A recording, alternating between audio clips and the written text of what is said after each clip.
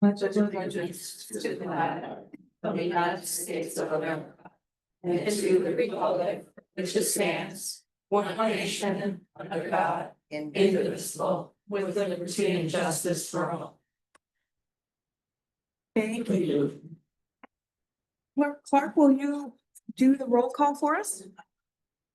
Trustee Monica, Here. trustee Lyman, Here.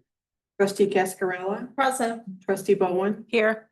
treasurer Fedowa. Here. Clerk Clark is present, supervisor Brewer. Present. You have quorum. Thank you so much. We are now down to the agenda. Are there any amendments to the agenda tonight? If not, I will take a motion. Move to approve the agenda as presented. Thank Support. you. It has been moved and supported. Is there any discussion? Hearing none, all in favor? Aye. Any opposed? That motion passes. I'm going to scroll through our packet. We have communications that are listed, board members, that were in your packet to take a look at. I'm sure that you did. And we are now on public comments. Did we get here fast to public comment? We do. So anyone who would like to speak, please come up to the podium. You have 3 minutes. And please state your name for the record if you would. And we are not allowed to respond back to you. That is just a board practice, but they may, at some point in the board meeting, they may provide a comment. All Yes. right. Greetings. Good evening, trustees. My name is Kelly Ellsworth Etchison, and I am LAFQ's Chief Marketing Officer and Chief Diversity Officer. And we have our headquarters here in Delta Township, as you know. I'm here tonight to speak about something deeply important, ensuring that our community members continue to have access to essential services that help them live full and productive lives, connecting them to their jobs, healthcare, groceries, parks, and more. Long before CATA began providing Route 3 services in Delta Township, my husband, who worked at the GM parts plant on Mount Hope Highway, would see people walking in the dead of winter on his way to work and would often offer them a ride to work. I'll focus on one gentleman who, on this particular frigid January day, my husband stopped, and the gentleman was at the Shell gas station, near the Shell gas station on Waverly Road and Old Lansing Road. Offered him a ride, and this young man gratefully accepted. By the time my husband saw him, he had already been walking for over an hour. Granted, this is January, early January. My husband had to be to work at 6 a.m., so that gives you an idea how cold. This young man, from that point at Waverly and Old Lansing Road, was still had quite a hike to go to get to Ryder on Canal Road. My husband, like I said, offered him a ride. That young man is just one example of many that my husband would help when he would see them. Every day, we at LAFQ, we see how the public transportation connects people to opportunities. Our CEO and board of directors fully support Route 3 services because we witness its impact daily. We see people using it to handle their banking needs at LAFQ. And we also personally observe individuals routinely standing, many of them with their families, waiting at the bus stop outside Walmart, just trying to get their food home to their families. Although I don't rely on public transportation myself, I understand just how critical it is for those who do. Reliable transit is more than a convenience. It is a lifeline that fosters dignity, independence, and connection. Tonight, I respectfully ask that you support placing the millage on the ballot and give the people of Delta Township the opportunity to decide. Thank you for your time and for your commitment to serving our community. Thank you, Kelly. Next public speaker?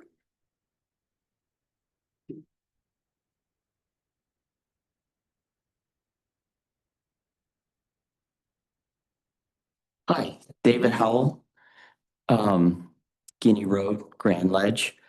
I have a hard time standing here without patting a dog, because I love dogs. First, I want to say all comments of mine are mine and only mine. They do not represent the views and opinions of the Planning Commission or any of its members. I'm sure all of us value our sheriff's deputies in the Delta Patrol, and why wouldn't we? Because they are terrific.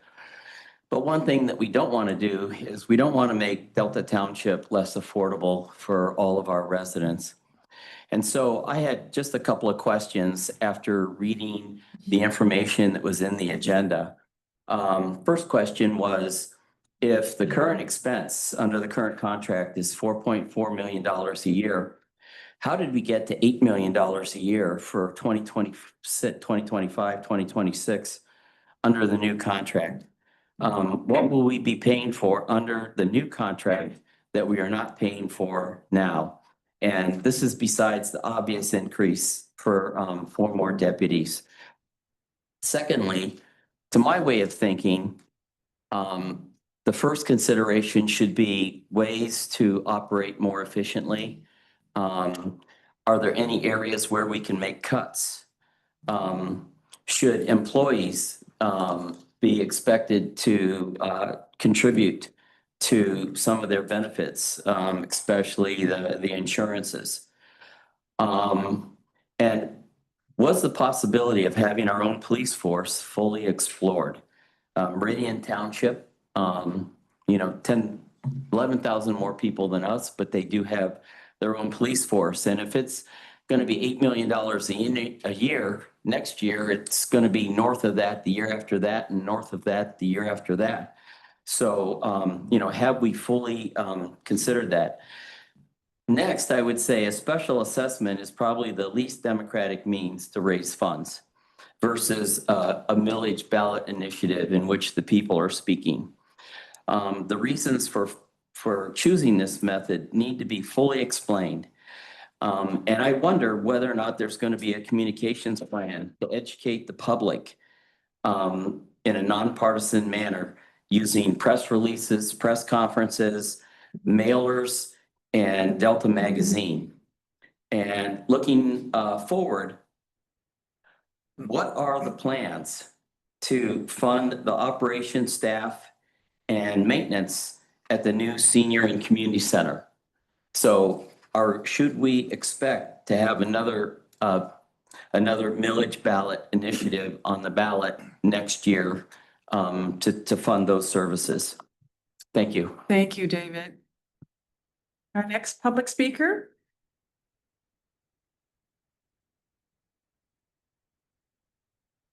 Good evening. I'm Michelle Hart from 4509 Meaford Street. I would like to thank the board for acting swiftly toward an agreement with the Eaton County to keep law enforcement patrol in Delta Township. Although the most recent ballot proposal failed overall countywide, lose my spot. More Delta Township residents approved the proposal than those who did not. And those residents who voted against the proposal likely did not do so because they don't support public safety, but because they didn't want to increase their own taxes. While adequate police coverage is essential to public safety, it is only one leg of a three-legged stool that makes up public safety. The county prosecutor's office and the courts make up the rest. Both are facing large budget cuts as Eaton County's redistributes their funds to their services. And residents should be aware that the solution being presented does not make public safety whole in Delta Township without these additional services. Thank you. Thank you, Michelle. Next public comment. Hello. Hello, welcome, Bob. Hi, my name's Bob Trezise. Normally you would know me, I suppose, as being associated with LEAP, Lansing Economic Area Partnership. And but I tonight wanted to come down as a Delta Township resident. My wife and I and our 21-year-old son still lives here with us. And we live at 1705 Opaline, which is Robbins Acres off of Willow Highway over here. And I wanted to speak to the CATA issue tonight, the public transportation possibility tonight as a resident from that perspective. One, I really appreciate all of your service, whatever the decisions are. I just appreciate a civil conversation like this and an intelligent one. I think it's very apropos that we're talking about the police. My wife and I, we got out and we voted yes on that millage. It's that police department is absolutely vital to us. We're essentially like a city. We're big. There's a lot of issues for the police to be working with us on every hour. There's only one solution that strikes me to these kind of issues, and that is we as a township have to continue to grow in a balanced, smart kind of way. But the only way is to grow our tax base. There is no other solution to these things, in my opinion. And so in a way, I like to explain how I think this or public transportation issue, CATA issue, is possibly related to that. I want to congratulate you for being run over many decades as a very fiscally conservative, with a very fiscally conservative tradition. And I thank you, and I hope that you keep that up. But we have to be cognizant, and maybe this police issue is a signal of that, of when municipalities can somewhat enter a death cycle, basically. And that is when population and business growth is not happening, at least not at enough of a robust, sustainable level. And it can no longer sustain, let alone grow, services and the amenities of which I and we all really, really love here in Delta Township. I walk our parks 5 days a week. Those parks are absolutely incredible. Our police, fire department, amazing. I know it gets complicated about roads and snow plowing with the county, but the snow plows are amazing, if I could just say. I mean, they are so responsive. It's incredible in my mind. These are the kind of, quality of life that is so high in Delta Township, but we have to pay for them. And we have to keep up with the cost of living, if you will, increases that are relentless, the maintenance issues that go along with these kinds of services. And you can only do that with a growing tax base of population and business growth. So I think in order to keep taxes relatively low, which I hope you do, and it's part of what I enjoy about Delta Township, but we really have to keep growing these quality of life services. And the key to that is growing the population and the business sector. So this afternoon, and I can't believe I didn't fully understand this before, but I did a little research at the US Census Bureau. And if I read this correctly, someone correct me if I haven't, but in 2010, Delta Township's population was 32,408. And this year in 2025, it says it's 33,211. I mean, is it really possible that we've only grown by 800 residents in 15 years? I have to say, and I shouldn't be admitting this out loud even, but that is an absolute shock to me. I mean, obviously the math doesn't add up. It became very obvious to me this afternoon. And if we want to grow population to maintain a sustainable tax base, especially among a younger generation, a public transportation system we know always ranks near the top of what younger generation wants when they make decisions about where they're going to live and pay taxes. And it's also a strong signal to any healthier growing community as they desire public transportation and great parks and police and fire and road maintenance and all of it. Thank you, Bob. I'm sorry. Thank we you ran very out of much. time. I just want to say that 12% of our population is also disabled. I learned that in the US population this afternoon. That is a very sizable part of our population. So thank you for considering letting us decide this on the ballot ourselves. Thank you so much for coming.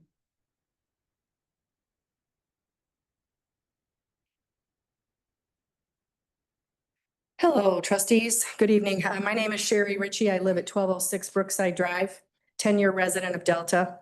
I wanted to make a couple comments about the CATA proposal as well, but first I'd like to comment on the gentleman's remarks here just prior to myself. I agree with him about adding more tax revenue to the township by adding population, and that to be done by adding individual homes, subdivision developments, and not rentals, and not rentals with pilot program advantages. We need homeowners that have property to pay property taxes. All right, my comments about CATA. I'm wondering if CATA should pursue a public-private partnership, for example, with companies like Amazon, Walmart, Meijer, General Motors, and Ultium, all here in the area, before asking for a millage from Delta residents. I voted yes on the millage in May as well, because I believe in public safety. I understood the difference between the May proposal and what was the November proposal. It was very different. I think a lot of residents didn't understand the difference between the two proposals either. So that said,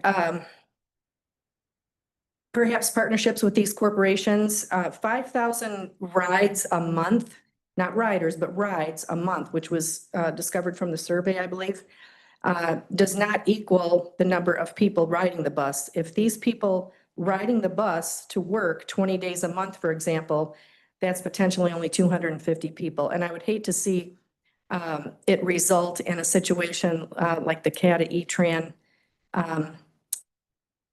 combination where we have these buses and one or two people are on them every day. I don't want to see that with my tax dollars. Thank you so much. Thank you so much, Sherry. Next public speaker?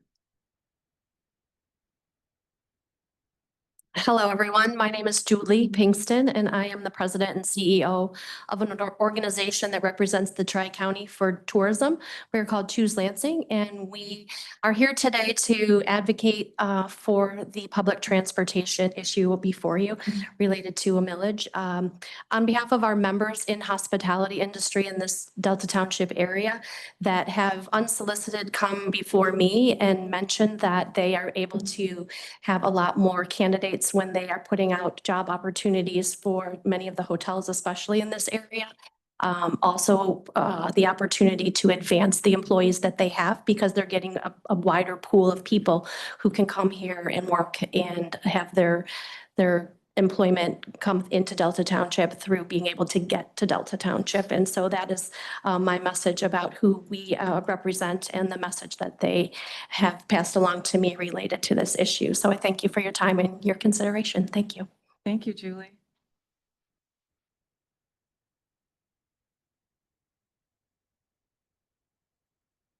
Hey, guys, how are you doing? Hello, Nicole. Nicole Williams, I'm the president CEO for the Capital Region International Airport. Speaking also on behalf or in support of the public transportation initiative being brought forward tonight. I think for us at the airport, one of our challenges is the lack of public transportation that we have, whether it be taxis, Ubers, and Lyfts that we have throughout the region. And ongoing issues where we have customers coming to the airport and not having enough options to get them to locations throughout the entire region. So we were pleased that we were able to work with CATA in establishing a CATA Rides program that really provides that unique service between the airport to East Lansing, to key hotel locations, as well as student locations on campus. So our goal and support would be to see these types of services continue to grow throughout the region and for us to be able to connect the hotels and the businesses throughout this area as well. So I'm here in support and hope you all take a consideration in supporting this initiative to move forward. Thank you. Thank you, Nicole. Next public speaker?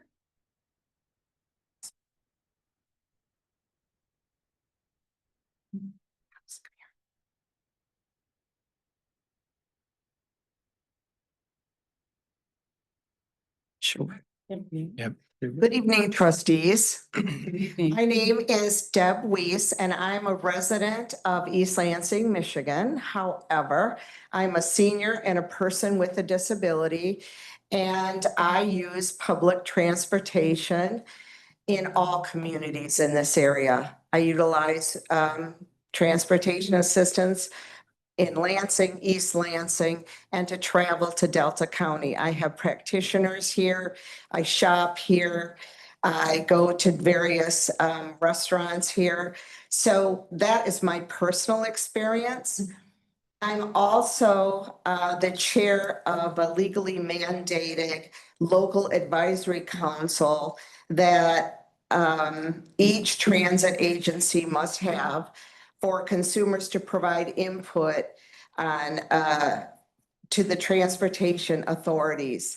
I serve as chair of our CATA Local Advisory Council for Am County, and I'm also a member of the E-Tran Local Advisory Council, and I serve on the Tri-County Office on Agency for both local advisory councils.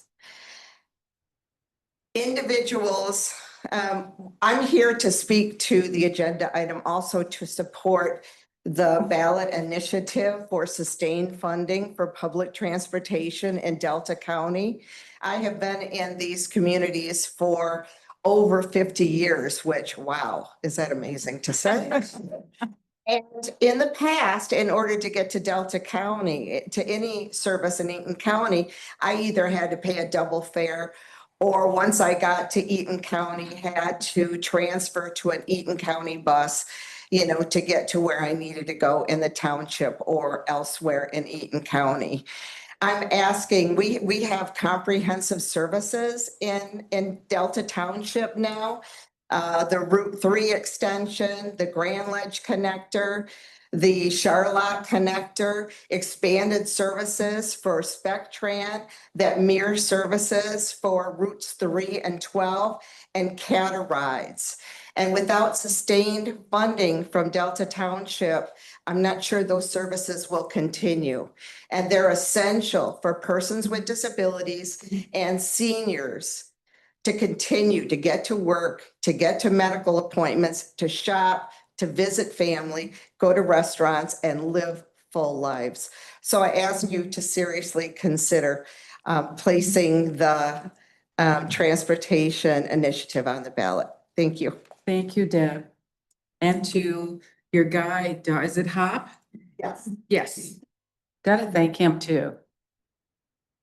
Next public speaker? Is there anyone else?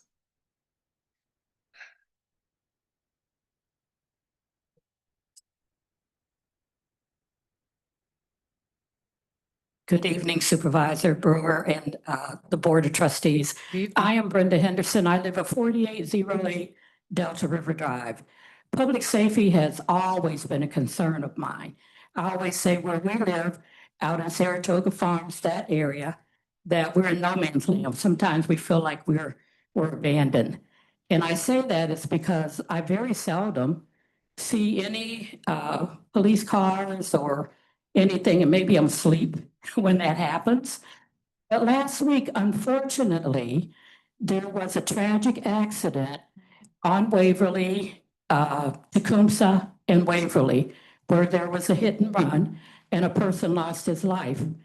In the middle of the night, I think it may have been around 11:30, I heard 3 police cars going down my street with their sirens blazing or blaring. And I said to myself, something really serious has happened. Little did I know that there was a tragic accident there. I thought maybe it was because people were drag racing or whatever. And so I have always voted for millages, and I voted for the last millage concerning the public safety. And I know you have a job to do in deciding in which direction we're going to go into to have policing. But whatever you decide to do, if you go for another millage, I don't care, because I will vote for it again. Thank you. Thank you, Brenda. Next public speaker?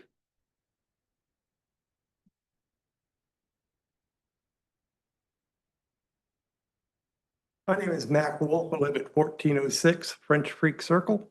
And I just brought these along. This is my Cata card that I use. And these are my E-Tran, whatever. And I've lived in the township now for 18 years. And I'm hoping to be able to age out here. And probably having a robust public transportation system is key to that, making that happen. So I just wanted to, tell you that I can get almost everywhere I can by walking or riding my bike. But my doctor is in Grand Ledge and my cardiologist is at McLaren. So those places I have to go by bus. My goal is to become car free in the next year or so. So, but I do want to continue living here. So having that robust transportation system would make a big difference. Thank you. Thank you, Matt. It's good to see you here in person.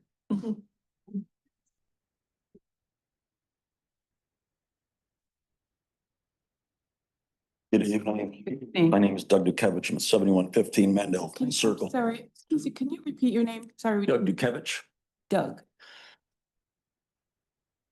I'm going to speak on the current framework of the Delta Township budget number. Let me just throw some hard and fast numbers at not only the board, but to those listening. Based on a 15-hour day, the increase to roughly 40, that's officers plus the 2 additional staff. That comes now into somewhere between $36 to $74 a man hour. Just based on running the 8 million out. I was unaware of I knew it was roughly 4 million we were at before. So I had some additional numbers. The median wage is about $29.73.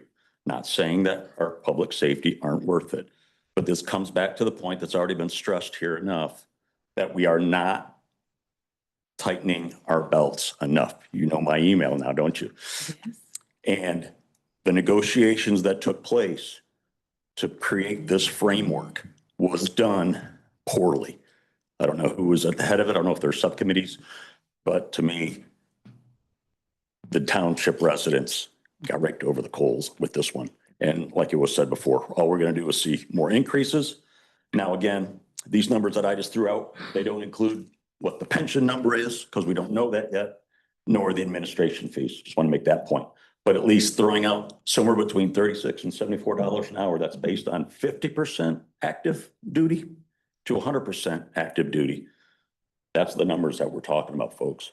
So you need to consider that as we move forward as a township. Thank you. Thank you, Doug. Any other public comments? Very quickly. You're fine. Well, we got it. Dennis Dan, 227 Richard Avenue, Lansing, Michigan. Good evening. Good evening. We've had a lot of things going on lately in the community, and I was hoping discussion would bring some solutions. I have solutions for a lot of the property and property taxes. Unfortunately, I have to use them for myself, but for the community, I think we've been shared some thoughts here for transportation. We have LAFQ, we have all the banks, we have Menards, we have Lowe's, we have Walmart, we have plenty of tourism and transportation for CATA. I think I know who can afford it. I know that the landowners can't afford it anymore, but the businesses in several things. We worked in Columbus, we call it the pillow tax. All the businesses can simply afford to subsidize CATA. And I think from everyone's comments today, that would probably be the best solution. Otherwise, the tax rolls for the properties can be reduced by being eliminated. I'll talk about that the next meeting. Thank you. Thank you, Thank you for Dennis. the ideas. Any other public comment? Going once, going twice.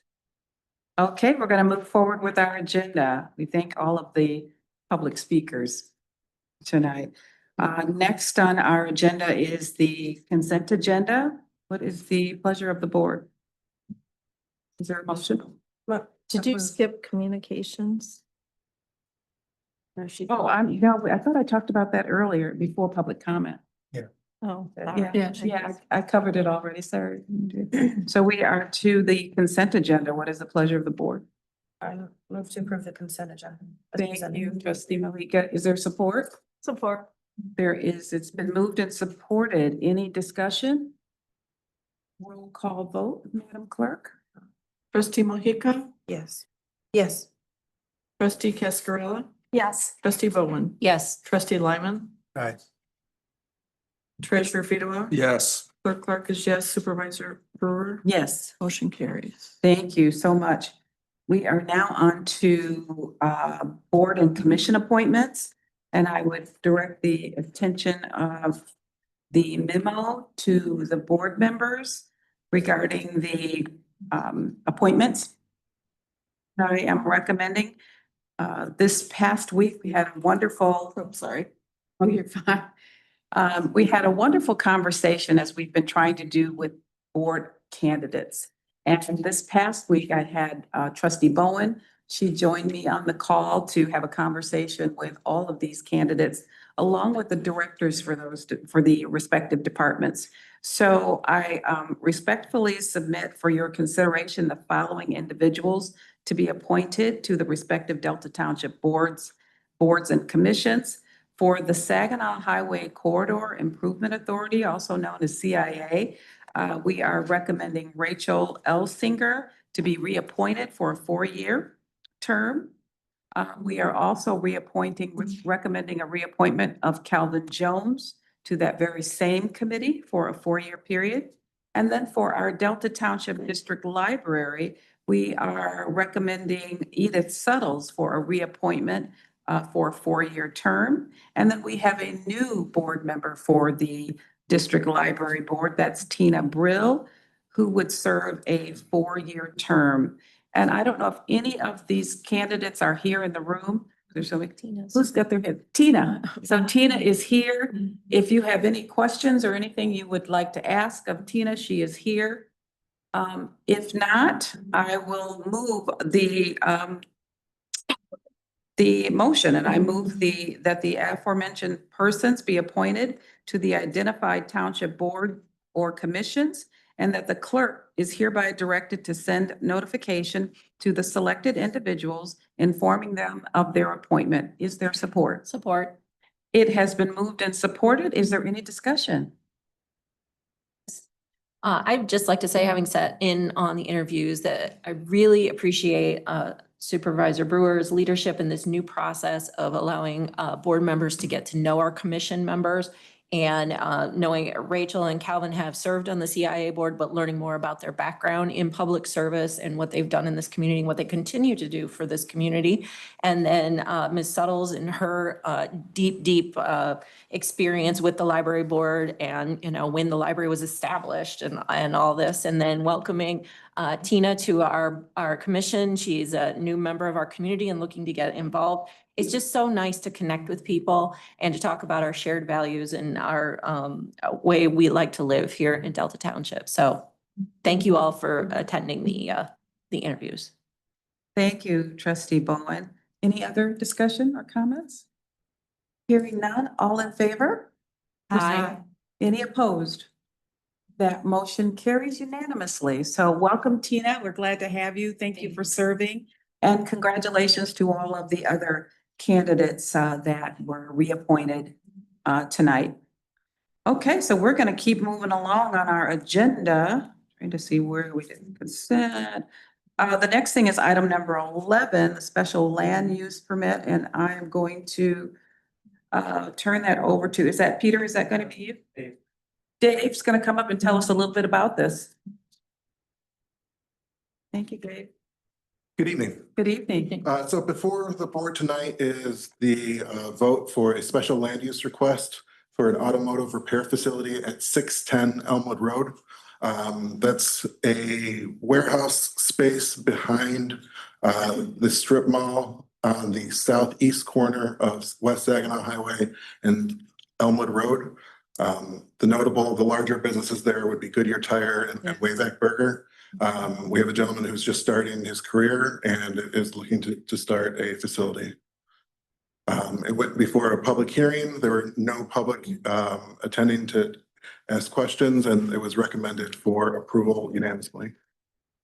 Okay, thank you. Are there any questions? Hearing no questions, is there a motion?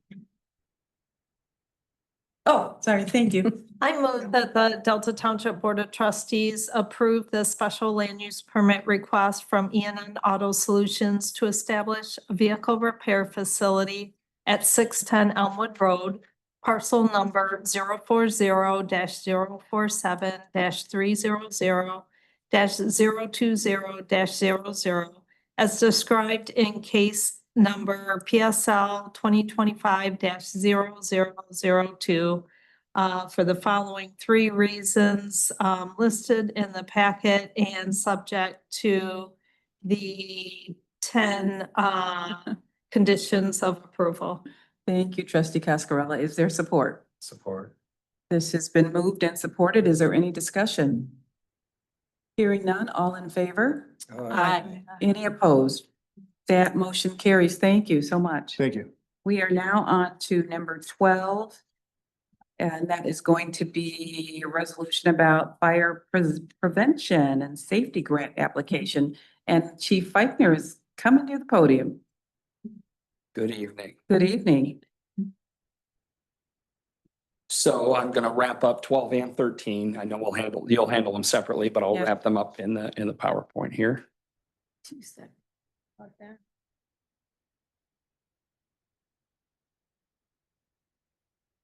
I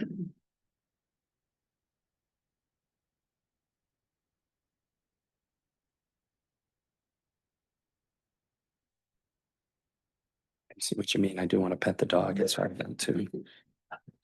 You're welcome. When you leave. Thank you, ma'am. I'll need it after I'm done.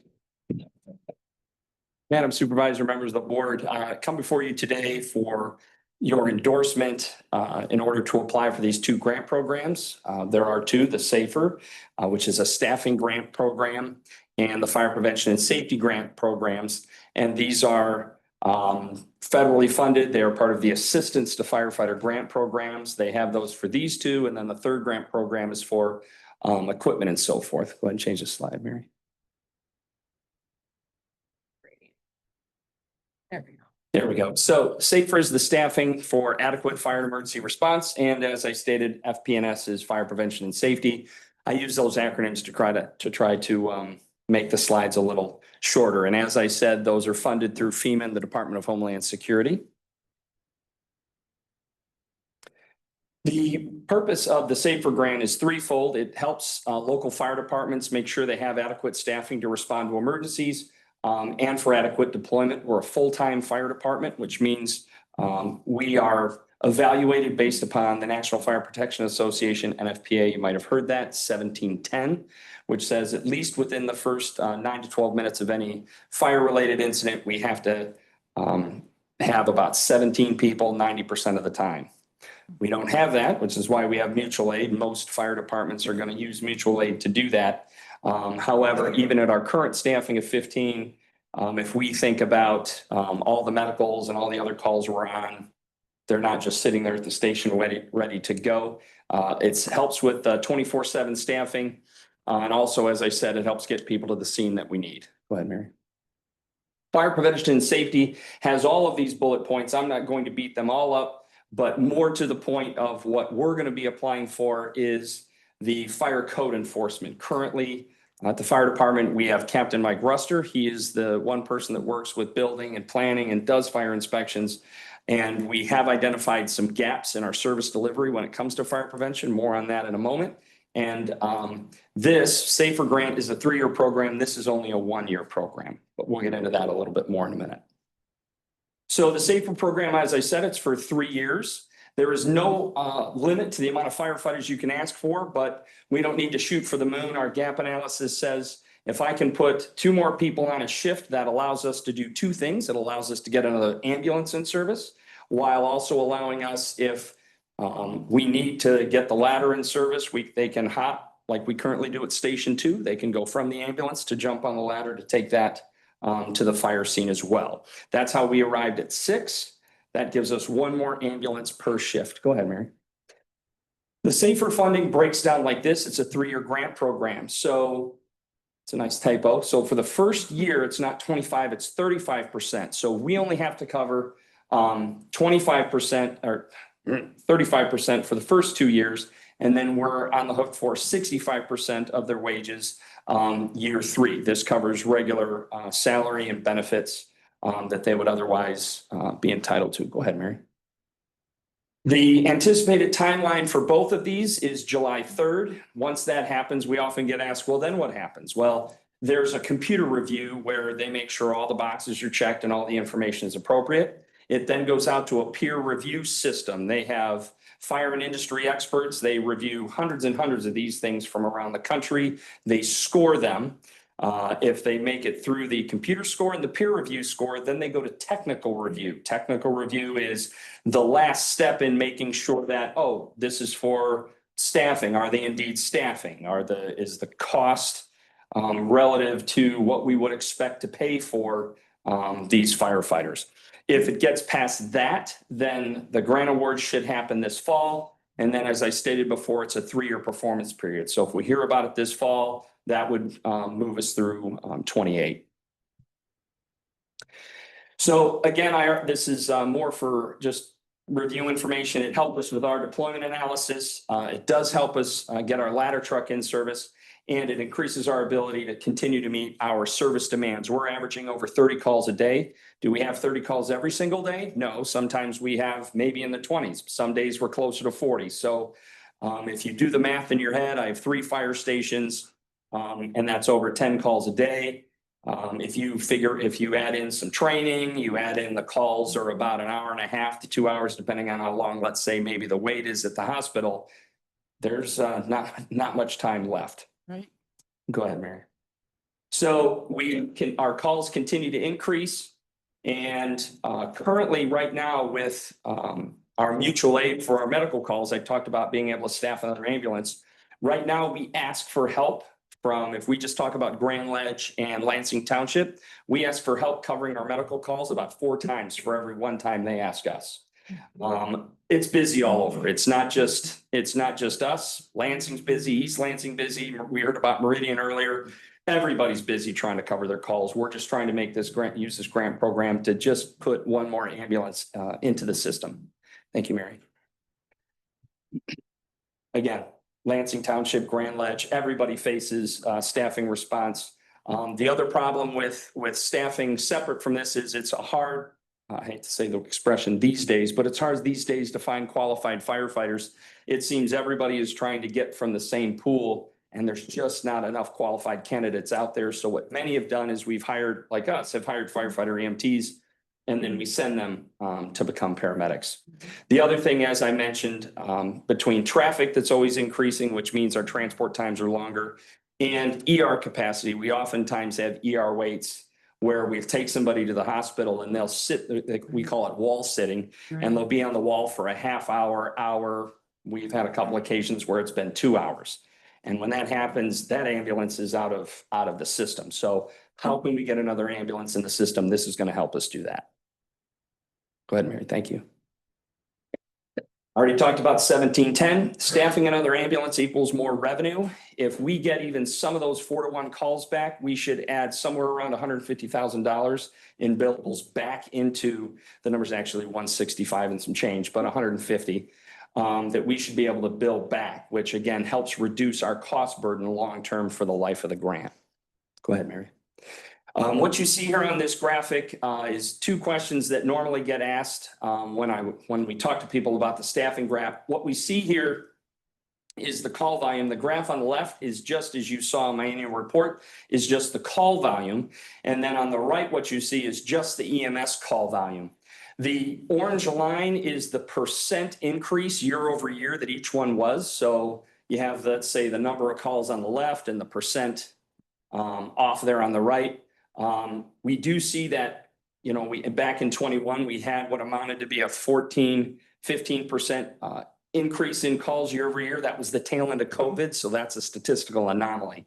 And what we see there then is we're averaging somewhere between 8, 10, 7% year over year on our call volume increase. So once the 150,000 that I talked about billing, that's going to continue to increase as we continue to increase. Our population's getting older. We hear some great conversation about why CATA helps those residents and visitors to our community. It will continue to make us busier as well. Thank you, Mary. So we talked about the financial impact on the budget. We'll get to the raw numbers in a minute, but the core to this slide is the grant program allows you to, on the SAFER grant, allows you to slowly build. So they cover most, and then we take over most of the cost over the course of the 3-year grant program. This allows us to try to plan ahead. Where can we get tighter? Where can we move? What's our budget doing to try to be at the end of the grant where we can maintain those 3 people? We're not under any formal legal obligation to do so. We would hope we would, and hopefully with that extra 2 staffing that we can certainly justify that, and by then hopefully we can figure out all the tweaks with our current budget and everything else that we're trying to do with all the projects right now. We can make that work. Thank you, Mary. So what you see here is the cost breakdown. See, it is 35%. And what we see here over the total cost of the employees, thank you to Ms. Courtney Nichols for doing a lot of number crunching for me. I love numbers, but she's the budget guru. I'm sure she's shaking her head downstairs right now as I say that.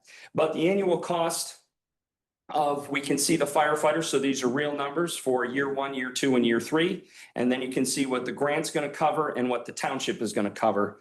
All told, the SAFER grant to get 2.35, give or take, $1 million from the government, it's going to cost us about $1 million. So that's going to be our give and take in order to get that. Thank you, Mary. Getting close, very close to the end here. The fire prevention and safety grant, we are going to put in for one person to help in the fire prevention division to help with pre-incident surveys. So we're all talking the same language. A pre-incident survey is if we responded to the Hilton Garden Inn across the street, I have something either on a piece of paper on my computer that says, here are the exits, here's the fire alarm control panel, where do we hook up water, those sorts of things. So many of them are grossly outdated. We have a great program where we can do company level inspections where we have people on every shift that can go do those to help Mike Ruster. The problem is, where are all those inspectors? You didn't know there was going to be a quiz. They're on the calls. Right. So if I can add one person, if we do get the grant, we can add one person to get out there and start catching up on that. The good news about this grant is our match is only 5% for the 1 year. So salary and benefits for this individual is just over 161, and that 5% of that is about $8,000. So to get 100 I'm messing up my math. So about $152,000, it's going to cost us about $8. All right, next one. Thank you, Mary. Questions? That was fast. I'm sorry. Any questions? No, you did a thorough job. Thank you. Is there questions? Any questions? Mary? No, I was just gonna make the motion so you could discuss it. I move that the Delta Township Board adopt the resolution authorizing the fire chief to complete and submit a fire prevention and safety grant application for consideration. I further move that if the grant is approved, that the board authorize the fire chief to hire and or promote one full-time personnel in accordance with grant requirements, which includes a 1-year performance period. Is there support? Support. It's been moved and supported. Is there any discussion at this point? Hearing none, all in. Sorry, I just wanted to say thank you for bringing these to us. It's great to see that we have alternatives for funding these very important services. And it also helps us see what your needs are and what we can do to help build up your staff. Thank you. Thank you. I would concur with Trustee Bowen. Thank you for finding these grant opportunities. Anytime we can find a partnership to address the need of putting more people on your team. Because I know what you said about when they do emergency runs and they go to like a Sparrow or somewhere, you have no idea how long they may have to sit there, and that keeps them out of commission. So I totally get that. So thank you for that. Any further discussion? Hearing none, all in favor? Aye. Any opposed? That motion passes, and we're on to the second one. Is there anything beyond what you've already shared that we need to hear? The only thing that I did not mention is each one of these, I gave a resolution to the board, a sample resolution. Those get attached to the grant. And we already have received communication from both our state congressmen who will also write supportive letters that will go in with those, which are also looked on favorably as well. Excellent. Well done. Thank you for preparing the packet. Trustee Bowen, I'd like to make the motion. please. I move that the Delta Township Board adopt the resolution authorizing the fire chief to complete and submit a SAFER grant application for consideration. I further move that if the grant is approved, that the board authorize the fire chief to hire and or promote 6 full-time personnel in accordance with grant requirements, which includes a 3-year performance period. Support. It has been moved and supported. Is there any discussion? Treasurer Fedor? No, I don't have Oh, okay. All right, all in favor? Aye. Any opposed? That motion carries. Thank We you are very much. now on to our next item. Thank you, Chief. Thank you. Just a point of order, and again, Yes. apologize if I heard this wrong, but I thought the second resolution was for the 1 year. And you just read 3-year. The first one is the the grant. Yeah, they kind of flipped that. for 3. Mhm. Mine's not that way. They had, the resolution, you're looking The at. resolutions were flipped. Is that Oh, what is you're that what I saw wrong then? No, this is the motion on the second one. The motion for the second one is for 1 year, 1 year. and she read 3 years. That's, No, it's, you have an old. you have an older, yeah, you have an older one. Mary Oh, Copeland sorry, Cleaned it all up for us. Trustee Cascarella, they had to change out the documents just before the start of the meeting, so we Oh. apologize to you. I went out actually to the website, our township website, to get the newest. So our apology for not letting you know Okay, that thank was you. revised. Okay, I just wanted to make sure we didn't approve. Yeah, you're right on track with that. Thank you for Okay. catching that. Okay, we are now on to the next agenda item, which is number 14, and that is public transportation needs. And that is a memo from Clerk Clark. Is there anything you'd like to share with us, Clerk Clark, about this? I, for the benefit of those in the audience, while I am your elected township clerk, I also represent Delta Township on the E-Tran board and currently serve as that board chair. So 3 years ago, we had an opportunity, and at that time, Terrence Falkenstein was our chair. And so a big kudo goes out to Terrence, who is no longer on the board because he got the ball rolling on this. But we were at a critical point in E-Tran about what we were going to do with services and with our leadership. And we had an opportunity to partner with CATA. And it's hard to believe that we reached a point where we could say CATA and E-Tran in the same sentence partnering, but we got there, we made it, and we've made great progress. We share an executive director who serves both agencies and wears two hats and is constantly having to switch which hat that he has on. But we appreciate Brad a lot. We were luckily able to get significant grants from Michigan Department of Transportation to do this pilot. And the amounts are in your packet, but it was well over, it was nearing $2.5 million that we got to expand Route 3.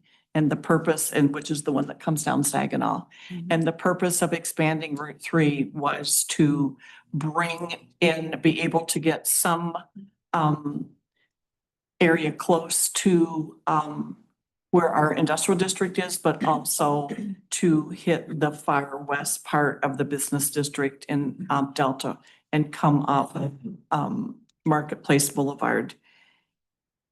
It has been wildly successful. The numbers grew rapidly, much beyond our expectations on the board. And there's two board members in the audience I'd like to recognize, Rob Piercefield and Doug Kaczynski, who also sit on the E-Tran board with me. We are a pilot that's being watched throughout the state of Michigan with other transit agencies to merge what would be more considered a rural and an urban, to merge together to have complete whole service. And Donna's here, our finance director. I didn't see you till just now, Donna, sorry. And so our ride numbers, for example, Route 3 trips in the last 12 months, we did 133,000 trips. At one point last week, the board asked that E-Tran survey and CATA survey the riders on Route 3. Why were they on the bus? And massive, over 50% of those riders said they were there to access their job, either coming into Delta for the job or being able to take Route 3 into the city of Lansing for their job. And they could do this without doing the old way of paying a different fare when you hit Waverly Road. E-Tran has, through all of this, has been able to increase their rides by sharing responsibilities. E-Tran has been able to focus a little more outside of Delta and taking people out of Delta South. We have connectors to Charlotte, which we had before COVID. We were able to reinstate that connector, which runs on a regular route, and recently have added a Grand Ledge connector, which has phenomenal numbers. They're hitting 500 a month in that. So Spectran, which comes with the CATA presence, has been expanded, and we've had over 20,000 Spectran runs off of the Route 3 presence in Delta. So the grant was a 3-year. It's up September 30th. And we believe that we have brought to the greater Lansing community and Delta Township residents in particular a wonderful service, expanded service. And we are asking the board to authorize placing this on the ballot so our Delta Township voters can make a decision if they want continued service. Would you like to move it and then we'll do I a would. discussion if there's support? I move to authorize the drafting of ballot language for the purpose of levying 0.75 mils for placement to the voters on the November 4th, 2025 ballot. Final ballot language will be approved at the July 21st, 2025 Delta Township Board meeting. And is there support? Support. You beat me to the punch on that. Mhm. It has been moved and supported. Is there discussion on this? Trustee Bowen? I would just like to say, just in general, that transportation is often seen as just an urban issue. But having had a husband who worked in a local health department in a more rural county, I know that transportation is a rural issue as well. It is about getting your kids to school, getting them to doctor's appointments, getting to the grocery store, going out once in a while, that sort of thing. That safety of having that transportation if you can only afford one vehicle or if you can afford no vehicles. It affects all of us in different ways, and it also helps all of us live that higher quality of life that we heard from some of the public speakers, because we all rely on the people who work at the restaurants and the grocery stores and our doctor's offices and the places we go to exercise. We rely on them to be there as workers. And if they need public transportation, then that's a direct benefit to those of us, even if we don't ride the buses ourselves. And so I am in support of this as demonstrated. People use it. It has value. It is supported. And I think it's wonderful, again, that we see the cooperation between CATA and ETRAN, the urban and the rural. Thank you. Any other comments? If not, I will make a comment before we go to the vote. I concur what's been said, and it's been a phenomenal program that we've supported over the last few years. It brings people into our township and out of our township. I can remember 6 years ago, it was, before I became a trustee, I met a gentleman at a restaurant who took the bus to Delta Township every single day. He absolutely loved taking the bus. He lived in Holt, and it was his way to get out here to get lunch, a scoop of ice cream, and then go to the library and read the newspaper.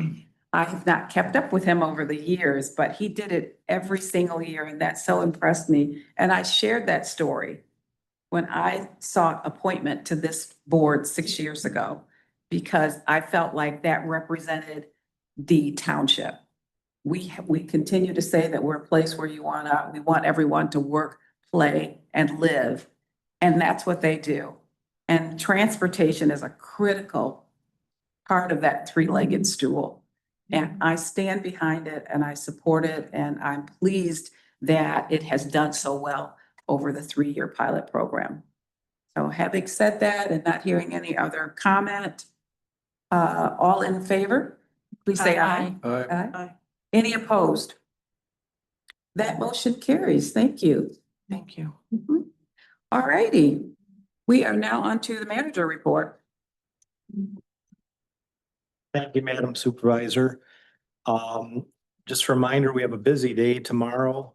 Starting at 4, we have our MDOT public hearing on the boulevarding project out here. So if you can't, make sure you stop by for that. And then also if Supervisor Brewer, if you'd like to talk about the Juneteenth event tomorrow as well. Sure, sure. Mary's gonna pull up a slide. Delta Township is rocking all summer long. Although we couldn't do our biggest event of the year, we still are doing the smaller events that don't require as much public safety in attendance. So this past week, we had the Kids Day, which was the kickoff to the Delta Rocks All Summer Long. That was phenomenal at Delta at Mount Hope Park. The kids were everywhere and they had a wonderful time. The next program in the series is tomorrow night, and that is as we honor Juneteenth. We have a wonderful program for all of our residents and guests to attend and join us. It's from 5 to 7. You can still come by here to the MDOT, swing by, spend a little time with them, and then head on out down Canal to Mount Hope and come out to the park from 5 to 7. Wonderful, wonderful program. And then join us for all of the other programming that's going to happen this summer, as you see on this schedule. Follow us on our Facebook page and our website and show up for your township for these events. Thank you, Manager Reed. Thank you, Supervisor. One last thing, we had talked about doing a housing symposium. Yes. So we did set a date for that, Wednesday, August 6th for the ABCs of housing. So we will have several housing experts in to talk to the board and the community. And This the is for the community. community. This is the community engagement. So to just talk about the different types of housing, all the different vernacular that you hear out there. We'll also have a realtor, we'll have a workforce housing developer who can share some of their experiences and that type of thing as well. So we will send out a calendar invite for that. Where will that be held? In this room? This room. At what time? 6 p.m. 6 p.m., August 6th in this room. And we invite all of the community to come out and learn this terminology. There's so many terms with housing these days. And we want to learn this together to figure out what's best for us as we continue to grow here in Delta Township. That is all I have, but happy to answer any questions of the board. Are there any questions for Manager Reed? Thank you so much. Board member committee reports. I don't have anything. I don't know if anyone else does from the board, if you have any reports, but I did want to say to the board members that are here, you should have had at your place as just some information that Beth and I learned when we were doing the interviews for the board and commissions. We learned a little bit more about the library. So I had shared with all of the board members the roles and responsibilities of the board members for the library, which I did not know. So I thought it was just very helpful to get the information on how they govern themselves as a library board. So that should be on the table before you. We are moving down. We're heading down the agenda. We are now to committee of a whole. And we're going to talk about item number 15, which is public safety funding. And I'm going to turn that over to Manager Reed. Sounds good. And I'll have our finance director, Nichols, up here to help us. We're going to talk about Public Act 33 of 1951. But first, if I could just give a quick brief rundown of the negotiations. As you're aware, we had 2 millage requests, both failed countywide. In speaking with the county during both of those millage requests, they had said, they would like to leave the Delta contract as is. We have enjoyed a fairly good bargain for our police services over the last 50 years or so. So we knew if the millage proposals did not go through, we could be facing increased costs for those. The main reason for that is we enjoyed about a $2.2 million credit for the cost of our deputies and to reflect the taxable value that Delta sent to the county. If you look at any contracts with sheriff's offices across the state, most of those do not have that credit. So that's something that we enjoyed. So just in quick summary, The reason for the increase from 4.5 million to 8 million is we are now paying the full cost of positions. We are paying additional positions to reflect the fact that we no longer have backup in the out county. We're paying equipment, technology costs, other supplies, those types of things, plus an admin fee that is now calculated on the additional costs. So that is the reason for those. We have looked at we did look at other alternatives in a very brief period of time. We're in an environment where it is very difficult to find deputies or law enforcement officials. If anybody has picked up a newspaper in the last 5 years to 6 years, you cannot find them. So there are a lot of different issues that come with starting up your own department or contracting with others. Almost every option was predicated on the fact of keeping as many of our deputies here as possible, which in this era of uncertainty, we had a lot leaving. So we did the best we could, also in an environment in Delta Township where there's approximately 20,000 calls for service a year. So roughly 55 a day for police services. So we are not a community that can go without a robust police force. And our population is 33,000. I think it swells quite a bit during the day. We have major employers. We have major risk centers. We have to have professional law enforcement. So step one was coming up with an agreement in principle, which was our first goal, to keep our relationship with the county and keep, for continuity, thought that was the best way to move forward. We were able to do that in principle. The next step is getting a written contract. And of course, third step is figuring out how we are going to pay for the additional costs of these contracts, which we knew. So with that, we've provided a memo with the option that we would recommend. And with that, I'll turn it over to Courtney. Yeah, so the memo just outlines the additional cost. Of course, we also have our $700,000 a year bank drain payment that is layered on top of this. So where we see the increase to the sheriff, we also had the bank drain, which seemed like a really big deal a while ago, and now is sort of much less compared to this new challenge. So what we looked at was the Public Act 33 of 1951 special assessment, which is utilized by several communities, Redford Township, Lansing Township, City of Charlotte, to fund police and fire costs. We outlined the process that would be used to implement that that's out in the packet. Right now, we're talking about it being 1.5 mils, which doesn't really solve the entire problem, but we can find cuts to make that work. So would bring in about 2.7 million.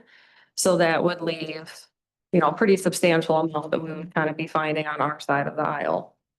It is less than what would have been seen by the voters if either county proposal had passed for the 3 mils or the 2 mils.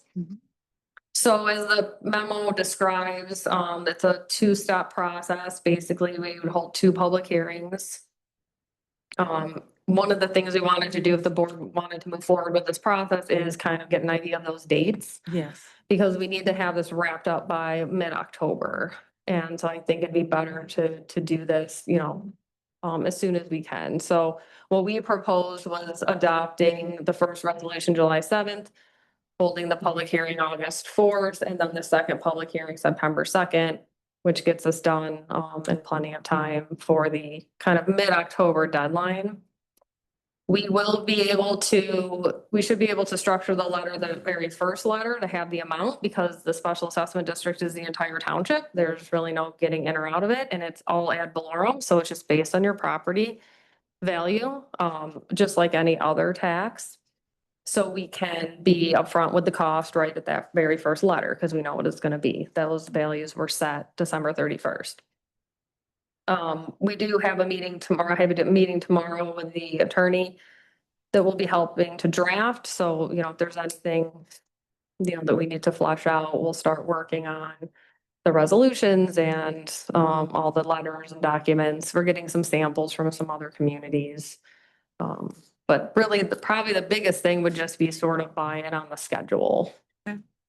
We did schedule them for existing board meetings. Right. So we did Thank talk you. about that, just so that they're, transparent. There are normal dates. Thank you so much.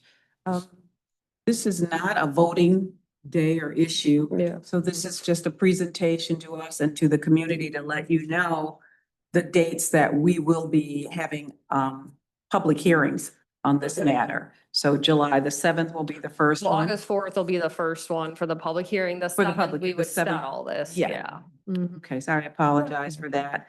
August 4th will be the Mhm. public hearing, the first of two. Correct. And the second one will be September 2nd. Right, in this current configuration. Are there any questions? Yes, Treasurer Fedor. Yeah, Courtney, are there any owners, property owners, parcels that are exempted from the special assessment? Yep, so anybody that doesn't pay property tax now does not get a special assessment. So because it's ad valorem, it's not like the drain assessment. So veterans exemption, schools, churches, parcels that don't pay taxes, and then any personal property. Right, okay. That's why it only brings in the 2.8 million. If it was the full roll, it would be a little bit higher. Do nonprofits fall into that category? If they own the property and they own and operate based on their nonprofit, then no, they would not, because they're not taxed now. Okay. It just depends on their use. But it wouldn't be any different than, it's basically the same people that pay the millage now. That includes pay. businesses, Yeah. right? Any other questions? Trustee Bowen? How long does the assessment go for? This would be just an annual.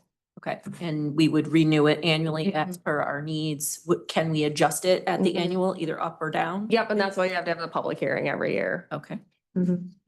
Yeah. So every year would require 2 public hearings? I don't know I know it's at least one because you have the district and I don't know that you would have to reset the district, but you would do the special assessment cost every year. Okay. So it'd be at least one. Any other? I do just want to say, very soon after the May, election where the county turned down, the, public safety millage, my office started getting calls from businesses who were extremely concerned about the absence of law enforcement. And that included businesses putting us on notice that they would not be able to continue in Delta Township with no law enforcement. So I started sending them to the county and sending them to Brian's office. And I'm sure that many of you also had calls from businesses who felt that the statewide awareness that we had no law enforcement was putting a target on the back of especially our financial institutions. But any store that has customers and cash and transactions felt that they were at risk. And so I absolutely applaud the committee that did the negotiations. I don't want to live in a third world country, and I'm pretty sure that none of my neighbors do. We can't be a community that has no law enforcement. So I thank you very much for working on this. Any other comment? Thanks, Chief. Trustee Bowen? Another point to Clerk Clark's point, there was also discussion of insurance rates rising. If you don't have police in your community, then your homeowner's insurance goes up, your car insurance goes up, and we want to prevent that sort of cost for our residents as well. And also, this is important to talk about how much we value the men and women who serve this community as our deputies. And we wanted them to know that we felt the urgency. We knew they were being recruited from all over the state. And we wanted to give them the certainty that if their families were here, they were here, that we wanted them here. And we wanted to get this deal as soon as possible to give them continuity and assurance that they will still be employed here in Delta Township where we value them. and need their help to, again, hold up our quality of life here. Thank you, trustee Bowman. Yeah. Trustee Doyle? One final comment is what I like about this option is that it does force the township to reassess, what the costs are on an annual basis.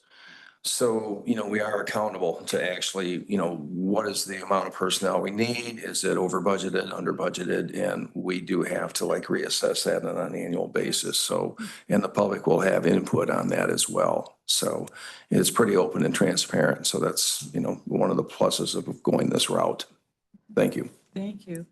And I just want to add to, sort of on the lines of what Mary and Beth said, that I did get lots of calls as well from business owners, from residents who were, alarmed that we may have seen the last of our own public safety here in Delta Township. So they were very concerned. And so we had to jump right on this because, of course, the contract ends in September. That's not a lot of time. Certainly not enough time to start anew and create our own. And we felt that we have a fine public safety team. Eaton County is the best. And we wanted to keep the best that we had, and we worked hard to make that happen. But what also helped is the residents told us twice that they valued public safety. In November, the residents of Delta Township told us that they valued public safety in November and in May. And that was sort of a mandate for us. So we knew the assignment, we knew what had to be done, and worked hard to get to where we are today. Having said that, are there any other comments? Thank you, Courtney, for your hard work. She is a number cruncher. Oh, my goodness. She's the best. And we were honored to have her on the team to crunch those numbers for us. All right, so next, anything else with that? Okay, we've done that. The next committee of a whole is the Parks and Recreations Annual Report. Come on down, Marcus. Oh, the number cruncher. I don't know if that's good or bad. That's good. When you need it, it's very good. All right. Good evening, everyone. Supervisor Brewer, board. Thank you for the opportunity to come share some things that we accomplished in the Parks Department in 2024. I recognize that it's June of 2025, and some of those same things are still continuing, but just wanted to take time to share some things in 2024. I'll touch on a few things that are taking place in 2025 and also reach back a little for the sake of newer board members and folks in the audience who may need a little additional history. But yes, we are Parks Recreation. We're also in charge of recycling. So if we could just go to the next slide there. Here's quickly the agreement. Since 2006, the township has had agreement with Granger to deal with the recyclables, removing those at no cost to us. And Granger takes recycles and takes care of the expenses from that perspective. In 2015, we negotiated an amendment to that so that all residents who had Granger trash service would receive free curbside recycling. We can go to the next one to touch on some of the numbers that are there.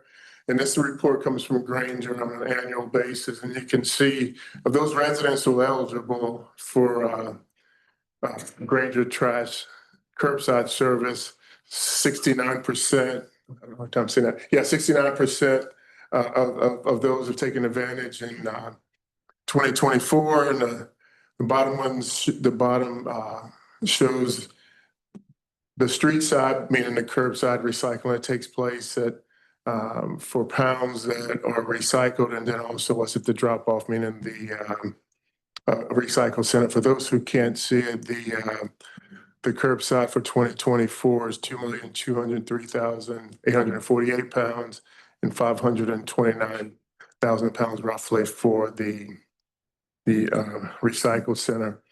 And just a few notes at the bottom, just so everyone understands. Every other week collection scheduled for the curbside. There's no additional charge for recycling cards. So as folks move into the township, we try to make them aware of that so they can take advantage. And the single stream recycling, meaning that you put it all in one and Granger does the sorting. We talked about you must have the Granger trash in order to do so. And Granger does a good job of just sharing some of the things that recycling shares with the benefits of recycling. Next slide, please. This one shows the look from 2022 to 2024. Mary, I don't know if you can take the top part of that off, just for the folks in the audience. But yeah, from 2022 to 2024, some of the, in tons, some of the recycling that's taking place. You can see CFL light bulbs, scrap metal. Scrap metal is one that we do get paid for. So any scrap metal that comes to the recycling center is hauled away and we're paid. The electronics, we charge our residents a per pound amount there. You can see here, and some of the things that we look at as a staff, if you look at electronics from 2022 at 9.18 tons to over 10 tons in 23, but down to 3 in 24. And we start to look at reasons for such. And, we're hearing anything from all the big TVs are going down, so all the recycled TVs are less weight. We're hearing that folks may not be recycling as much during 2024. So, we do monitor these things and try to learn what we can to make it more accessible for our residents. And all of these, I won't touch it. You can see the other things that we do at the recycling center, anything from the cooking oil to the grass and leaves and so on. And the grass and leaves is done through Granger, but we do pay for the grass and leaves to be removed from the recycling center.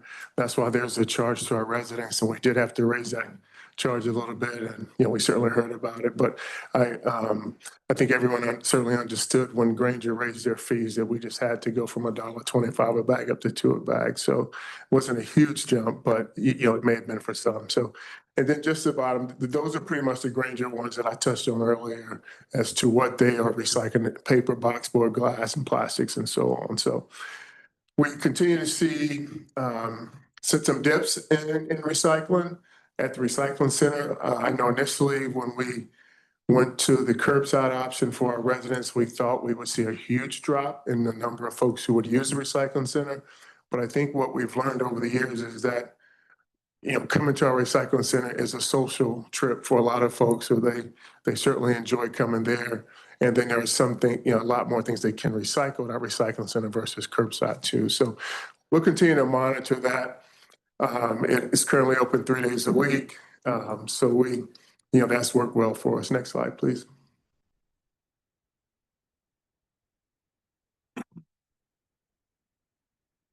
We can just touch on some of the events we do. We work very closely with Eaton County Resource Recovery, which is pretty much the county's leadership in recycling. We do a spring cleanup with them. They hold it out next to our recycling center, and they use our recycling center for that event. And also through them, we're able to provide our residents with Christmas tree string lights here. We continue to do our annual Christmas tree recycling and a big deleafing program, which is one of the services that the township provides to our residents. Is pretty much mid-October through early December on Wednesdays and Saturdays, where it's free for residents, showing proof of residency. Residents are able to come and unload on their leaves and yard waste and things of that nature. And you can see in 2024, the township spent $332,000 for that program, which is up 31%. So next slide kind of touches on that just a little. Marcus, before you go on, I just want to mention to the rest of the board, the board that you and I sit on, the new one for the county materials management. In the next year, a new materials management plan will be put together based on data from recycling all over the county with waste management, with Granger, with a company that takes the de-leafing and the yard waste and that sort of thing. So we'll have a very comprehensive view of how we recycle, how we can recycle. And I'm really excited to think that there might be some opportunities there to monetize some of that and up our numbers of recycling as well. So Marcus and I both sit on that, and we'll keep you updated on that. Thank you. Yeah, there's a directive from the state of Michigan that all counties must provide such a plan. And then certainly touching again on, oh, I'm sorry. Yeah, so the cost was 35, I touched on that. And then our Eaton County road crew, they do a tremendous job assisting with parks and recycling and so on. And here doing deleafing, they're able to be there and really help folks unload to not only those folks who need the assistance, but to keep the line moving because, you know, we get a lot of our residents that use our recycling center doing deleafing and certainly our Delta Township staff. Next slide, please. We can move on to our staff report. I have photos here in case you guys. Tammy runs our Delta 39ers over at the Enrichment Center. I'd like to say Tammy's been involved in the planning for the COLT project. I know there's many names out there for it, but we're going to call it the COLT project tonight. Tammy's been involved with the COLT project, the whole design, taking what we currently offer, what we currently have at the Enrichment Center, working through our plans for the new location, and then our staff has begun meetings on preparing for the operation and of the new location. I know there was a question that came up earlier. So we are planning, we're trying to work 6 months ahead of our planning group so that we can be ready to get in because we understand that there'll be no grace for us if the place is not open, if the place is not running a million programs and it doesn't look spectacular. So we're working really hard on that. But just some of the programs from the 39ers that take place at the Enrichment Center, certainly there's several card games that folks play, several aerobics type classes. And then we have some Alzheimer's support groups, which have been really, really good over the last couple of years. Then we have some medical foot care and different things of that nature. So you just see some of the numbers and see the increase at the bottom of the folks that we're serving through all these programs. And this is going to be very helpful for us as we move to the new location. Next slide, please. Just a couple bullet points from the 39ers information. You can see that the participants were up to about 18,500, which is an increase of about 2,400 from the previous year. In April, the 39ers turned 47. So 39ers turned 47, right? I touched on the meetings with the Waverly schools and the architects and such as we prepare for the new location. We rented out the Enrichment Center 41 times for the year, and you'll see coming here that over the last few years, we've had to move that location to only Sunday rentals because of some of the challenges in the room and having to close down the rooms. We had to move some activities some programs to the big activity room. So therefore only making the rentals available there on Sundays. This also hosts elections. And then also the inspections through the health department. A big part is we are part of the Tri-County Meals on Wheels program. I have a question. Yeah. Mm-hmm.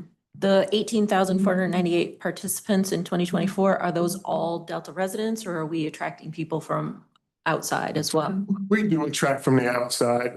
Ironically, there's a lot of transportation CATA and E-Tran that transport folks there. But, I would say we're probably 75% residents, 25, that's a guess.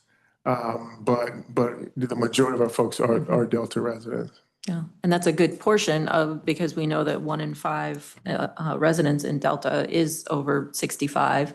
And so we see a good number of them participating. Thank you. Yes. Next slide, please. The trips, just to give you an idea of some of the trips on an annual basis, and they do change from year to year. Our 39ers, the majority of these, as you can see, they are full. The Grand Hotel Mackinac All-in-One, which is a big initiative through the Grand Hotel and Parks and Recreations across the state, attracts seniors from all over for that event. And I will be attending this Thursday, my first trip as a staff person to be assistance for Tammy for the Detroit motor cruise or motorboat. Yeah, so it's going to give me an opportunity to engage with our seniors and our participants on a trip. But our trips have helped so many folks get around and be able to still do things and so on. So the next slide, please. We talked about COLT. Again, from a staff perspective, we are working working towards, as part of the group with Waverly and, working towards getting things out for bid in the process of getting this place built. But we've also, as I mentioned earlier, turned our focus to operations of the location because, it's going to come quick and we certainly want to make sure that we're ready to move on that. Our research, as it says here, has included meeting with seniors and unfortunately, we're not going to be able to accommodate every senior's wants, but we certainly try. But certainly having their input has been valuable, but we've had to take their input and use our experience with programming for seniors and programming for folks to the test. And I think that's what's going to lead to a very successful location and building. Our aquatics, wow. Ethan started a few years ago and, we've had some of the challenges over the years with either the pool being down, the renovations and so on. But he has revamped and now we are rolling with the aquatics. You can see, the increase in splashes. I say splashes because there could be duplicate folks, when you look at the numbers. But, anything from we have gone to now having weekend swim opportunities for families and participants. We reintroduced swim lessons this year and they filled up, within a matter of a couple of weeks. Again, that's a little 25, but all the work was done in 24. But you can see that the pool is back and we're working very hard to continue that. We have a number of participants because of the water temperature that absolutely swear by our pool. We're probably the only pool that's above 85 in the For sure. in the world, in the area. And when it dips below 85, we hear about it. The lap swimmers do not like it because, of course, they want it to be 79 or 80 degrees. But so, we managed to try to accommodate as many folks as we can and as many of their aquatic needs. But we're very excited about the swim lessons to get those back and in the first session have them fill up. Next slide. Sorry, Marcus, I don't know. Oh, you're fine. You're fine. Mark, our youth sports coordinator's been for about 3 years and has really done some phenomenal work in our youth sports. You guys may recall when we moved out to Mount Hope, we were certainly looking at declining numbers in some of our youth programs. But because we built it, they came and they continue to come at Mount Hope. And, we just finished a soccer session with over 700 participants for the spring.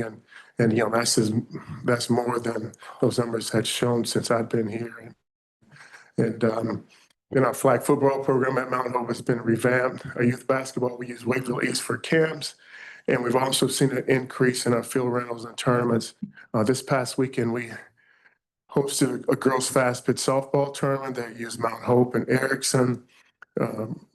Also, in the last couple of months, we hosted a senior softball tournament from folks my age, 50 and much older, participating from the whole Midwest region coming to the area. And a lot of that, we have learned over the years that truly benefits our restaurants and our hotels, things of that nature. So whenever we are not using these for our programs take precedence, obviously. We're able to attract those things and attract those folks to the township to help, to drive the economics there. So we'll continue to do that. Baseball, softball started tonight. And so we're excited to kick that off. But overall, Mark has done a phenomenal job with growing the program with Mount Hope. Marcus, does the Choose Lansing send us events as well? Yes, we're part of the sports commissions, the Lansing Sports Commissions, I guess, selling of the area in terms of trying to attract tournaments and so on. And so, I know there's a big softball tournament coming up in East Lansing, Youth One. So they attract those to the area and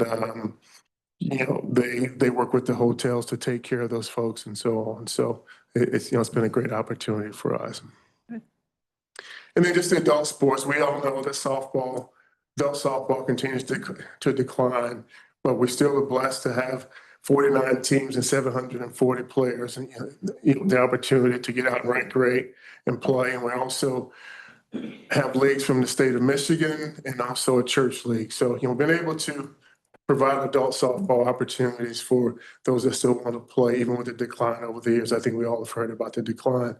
Volleyball, we operate at Waverly East, and then our kickball program still amazes me that it's going so well, but a lot of adults like to play kickball, and so we are able to fill that annually. What about pickleball? Um, Is that coming or? Pickleball is a part of Delta Mills. We continue with our collaboration with the Delta Area Pickleball Association. We've been able to over the years, and it's been an annual process where, once we got the courts resurfaced, everyone played. So, we worked together on a schedule. Then the second year, we were able to implement lessons for kids through adults. And this year, a lot of our residents and players were told they'd like to have leagues. So we're able to use the data from previous years and the slow time of the courts and implement more things while, still only maintaining the 6 courts that we have. So it continues to grow, but it's growing in ways of what we're able to do on the courts. As other courts will open up in the Tri-County areas, taking some of the burden off of our courts, we're able to do a little more. Marcus, how's our cricket court being used? Wow. Cricket is going very well as well. They started 2 weekends ago, so they operate pretty much June through about August. But we're one of, if not the only true cricket pitch in the area. We host about an 18 that plays there, and they just absolutely love it. We're starting to get a lot of other cricket players, other type players, like even some of the college club, which I feel is not conducive because they use a different ball and they hit it a lot further, meaning across the road and into the river and so on. But it's when it's growing and they're very, very appreciative to Delta Township for having it. We've worked on some landscaping there. There's some things that we didn't know going in as we put the pitch in. We could have made it longer to avoid that little trail they had running up to it. So we met with them and we took care of some temporary solutions, but we were working for long-term solutions. But it's been well received. If you ever go by there on a Sunday, feel free to stop by, and they will invite you to come have a meal with them. You get a taste of their culture, a taste of their food. But it's just been a tremendous benefit for us to be able to do that. And as I've shared with the board too, a lot of those wouldn't have been possible without Mount Hope, because once we're able to move the youth stuff to Mount Hope, it freed up some of our other areas, and we could do pickleball, and pickleball has a big event coming up in July, and we could do cricket here and so on. So that's curious. Thanks for the update. Sure. Yeah, they have Pickle Palooza. Yes, I think it's July 27th. So Kathy, who does our special events and placemaking, you guys see the events, you've known about them, you've heard about them. Some of the things that we've done as initiative from the board. Last year, we did a winter event, and first time, and it went very well. And that was certainly part of the placemaking, and really a lot of the events we do are actually placemaking for us, or really events based on the times. For example, we had the Kids Day the other day, and I think we saw the response to that. But it was basically an opportunity for us to take games out, give the kids a place to come play that's going to be cheap and inexpensive. God bless the Lions Club for running a concession stand that still sells $1 bag of popcorn and $1 hot dog. So we're able to provide those events, as some of the folks said in some of the media coverage, because it's there's a challenge for families too to find things to do, and that opportunity was one that was developed by Kathy, and with that in mind. So she handles the leadership of a lot of those events, and we have a maintenance staff at each of our events. You'll see a little more of that at the upcoming event, where we have full-time maintenance person there to handle any challenges that may arise, so we don't have to stop an event or shut an event down. But yes, so you can move on to the next slide, Mary. But that's kudos to Kathy, and just some of the things. The music in the park, as you know, was at Sharp in 24. We kind of paused that as Sharp's going through a renovation period. We still have the Rock Painting and National Night Out as our collaboration with the Sheriff's Department. That's going to be at Mount Hope this year again because Park is down. So this year we moved a number of things to Mount Hope. While the new shelter's being built, a new restroom building, and the final paving of that area being built. We will continue, as we did in 24, look to the Lansing Mall for the location of our trick or treat trail. We understand there's new leadership there, so we have some friends to make, so we can make sure that goes.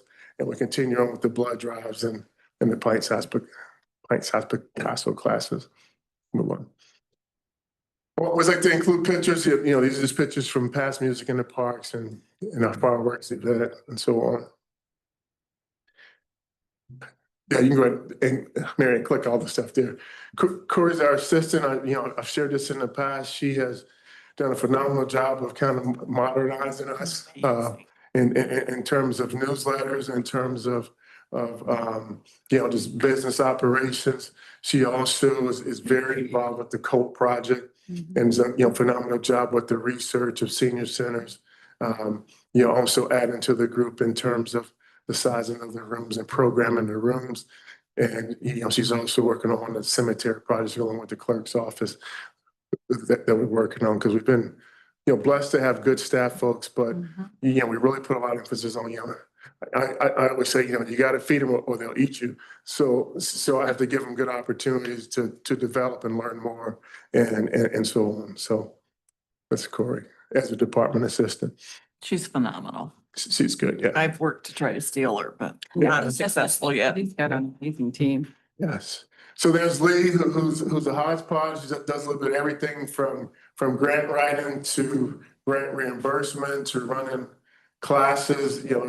He's our guy that a lot of things that come to us that he and I work on together, and he'll take the lead and go from there. Jigsaw puzzle challenge was an idea he had, and those have hit and been great. Apparently, I hear we have the same team winning every event. So now we're trying to figure out how we can either create another division or not let them come back. but just something new that he came to the group and wanted to start and been a tremendous success. And you go to the next one, Mary. As I mentioned, for Lee, the grant writing, he's a big part of our grant writing team. There's 3 or 4 of us in there that touch the grants in our department. Lee has led the efforts with the nonverbal communication boards. We now have those at Delta Mills Park, Mount Hope Park, and Sharp Park. And you can see an example there. Also, I'll touch on grants in just a second, but he's been very involved with the grant writing that we've had through Eaton County Parks as well as the DNR. And just some of the programs that he kind of oversees. The community center rentals, you can see there, the amount of revenue that's generated from the number of rentals for our residents who have open houses, wedding receptions and such things. Keeping in mind that the enrichment center numbers for 24 are way down because we moved to just 1 day a weekend. But because of programming needs, you can see the revenue. And then just an idea of what our shelter and pavilion rentals do on an annual basis. And that's taken a big hit this year because Sharp's down. Sharp was our most popular one. And folks are very, very excited about it returning, but, a little disappointed that it was closed in order to. When will it return? When is that? We're hoping that by the end of the summer that the project is complete and, we're discussing ideas, do we do rentals for any time that's left or do we try to, because it's going to be used once it's open. For sure. Anyway, so, but yeah, we're hoping that project will be completed. And then just some of the notes there of things I've touched on about Sharp 25. Invasive species, you click through that one.